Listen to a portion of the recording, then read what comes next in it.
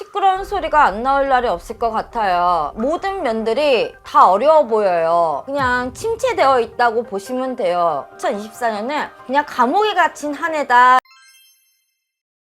안녕하세요, 나비선녀입니다. 오늘은 2024년 돌아오는 갑진년 청룡의 해에 대해서 부분을 여러분들과 얘기하고자 합니다. 2023년 개묘년도 상당히 힘들었던 해운년이 분명하신데요. 2024년 또 우리나라에 어떤 일이 있을지 상당히 궁금하실 분들이 많이 있을 거라고 생각합니다. 분명 좋은 일도 있을 거고요. 분명 시끄러운 일도 있을 거라고 나비선녀는 보고 있는데요. 우선 구군이라는 건 나라에 대한 예언을 말하는 건데 2024년은 상당히 시끄러운 한 해가 될 듯 싶습니다. 경제면 경제, 재앙이면 재앙, 이 모든 것들이 하나부터 열까지 제가 보기에는 한 달 한 달 뉴스에서 시끄러운 소리가 안 나올 날이 없을 것 같아요. 우선 경제적으로 보거나 나라 정권적으로 봤을 때부터 봐드릴게요. 지금 서민들 혹 지금 우리 같은 사람들이 경제적으로 너무나 많이 힘들어하고 있습니다. 작년에 부동산 사기 이런 부분부터 시작을 해가지고 많은 분들이 피해를 입고 있는데요. 저는 이것들이 올해도 마찬가지로 부동산 이런 부분에서 상당히 하락을 할 것으로 보이고 있고요. 주식이나 이런 것에도 상당히 지장이 많이 있을 거라고 봅니다. 우리나라의 구군을 볼 때, 경제적인 걸 볼 때는요, 사실적으로 우리나라 것만 볼 게 아니라 세계적으로도 어떠한 경제적인 부분이 있는지를 같이 놓고 구군을 봐야 되는 부분이 있거든요. 아마 부동산이라든가 주가의 하락이라든가 모든 면들이 다 어려워 보여요. 그냥 침체되어 있다고 보시면 돼요. 2024년은 그냥 감옥에 갇힌 한 해다 라고 보시면 될 것 같습니다. 여기저기서 서민들만 죽으라 하는 수가 나오고요. 곡소리가 나는 한 해입니다. 아마도 많은 사람들이 목숨을 갖다가 쉽게 생각할 수도 있고 살고 싶지 않다라는 생각이 나올 수 있을 만큼 경제적인 상황이 많이 막혀 있는 걸로 보이고요. 국가도 마찬가지라 여야 할 거 없이 너무나 시끄러운 게 보입니다.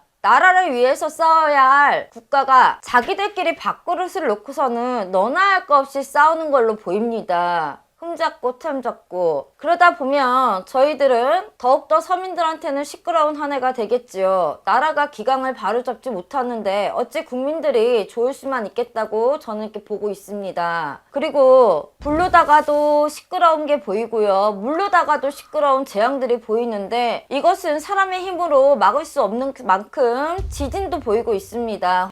천지, 지변이라고 하지요. 이런 것들이 홍수나 가뭄 이런 것들이 예측 못하는 날씨로다가 인해서 오히려 되게 많이 사람들이 물가가 더 올라가고 다치고 사고나고 이러는 수가 많이 보입니다. 이거는 저희가 막아나갈 수 없는 재앙의 하나이기 때문에 아무쪼록 잘 넘어가길 바라는 마음으로다가 기도를 드려야 될 부분 중 하나인 것 같고요. 마약 이런 것들이 더 활성화가 될 걸로 보입니다. 인터넷이나 이런 것들로 인해서 지금도 마약이 너무나 시중에 팔리고 있는데 이제는 이 마약이 진짜 더더욱이나 먹는 섬유 이런 걸로다가도 나와서 사람들이 많이들 거래할 것으로도 보이고 있어요. 특히 어린 아이들이나 수험생들이나 중고등학생들 대상으로다가 이런 마약이라든지 이런 것들이 더 활성화하고 유통이 될 게 보입니다. 그냥 다이어트 된다고 몸에 건강해진다고 하는 제품들을 유심히 잘 살펴보고 드셔야 될 부분들이 아무래도 더욱 보이고 있는 부분 중 하나이거든요. 그러니까 올 2024년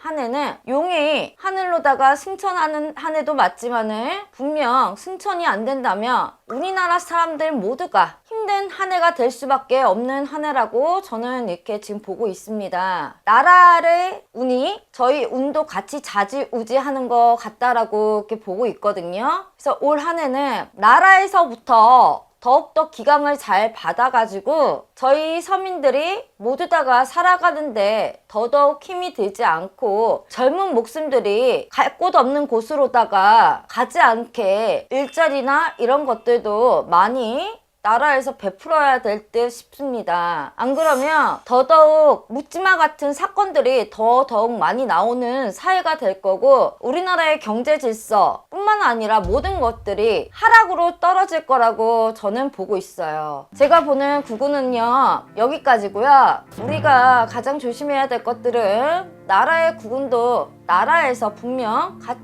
저희도 같이 조심해서 같이 잘 맞춰 나가야 된다고 생각을 하고 있거든요. 그렇기 때문에 2024년도는 더더욱더 국가에서부터 저희들 서민들까지 모두 한마음 한뜻이 되어가지고 안 좋은 것들을 되도록 막아나갈 수 있게 서로 한마음 한뜻이 되는 게 저는 가장 중요하다고 생각을 합니다. 그러니까 이제 돌아오는 2023년 모두 다가 기대하고 있는 분들도 크실 건데요. 하지만 분명 좋은 게 있으면 나쁜 것도 있듯이 서로가 한마음 한뜻으로다가 좋은 한 해가 되도록 잘 맞춰 나갔으면 좋겠습니다. 여러분들이 나라의 구군을 같이 함께하는 거기 때문에 나라의 구군을 절대 무시하면 안 됩니다. 어느 정도는 알고 있으면 본인들이 막아나가고 투자를 하고 내가 무언가를 시행할 때 조금은 편할 수 있거든요. 그렇기 때문에 나라의 구건 잘 같이 조심할 수 있게 저희가 노력해야 될 것 같습니다.